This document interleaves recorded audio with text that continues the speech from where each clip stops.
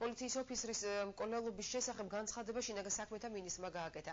ანუ მერაბიშვილმა ყველა ოფიცერს, რომელმაც საქმის გახსნაში მონაწილეობა მიიღო, მადლობა გადაუხადა. შინაგან საქმეთა მინისტრის განცხადებით აღნიშნული საქმე ძალიან გავს დეკემბერში გამოვლენილი ტერორისტული სერიების საქმეს.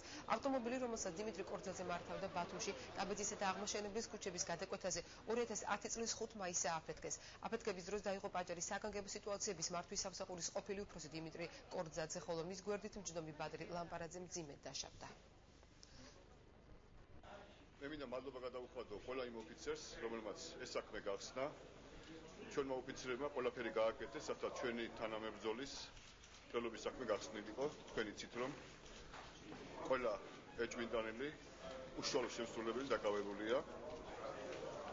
გამოძიებას სერიოზული მტკიცებულები გააჩნია იმ საკითხთან დაკავშირებით, რომ ამ საქმის უკან დგანან რუსული სპეცსამსახურეები და ეს არის ერთ-ერთი უპრეცედენტო ფაქტი ჩვენს უახლოეს ისტორიაში.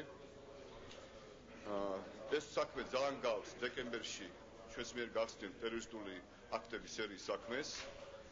მაშინ ამ საქმის გამოძიების დასრულების შემდეგ ჩვენ გავაწყეთეთ განცხადება და მოუწოდებთ ყველა მხარეს, მათ შორის რუსულ მხარეს თანამშრომლობისაკენ, ჩვენ მათ გადავგზავნეთ საგამოძიებო მასალები, მაგრამ მათგან პასუხი არ აქვს. ამ შემთხვევაშიც მტკიცებულებები არის ძალიან სერიოზული. ჩვენ ვდარგვართ მტკიცებულებები, ეს მტკიცებულები გავაცნოთ ყველა დაინტერესებულ მხარეს.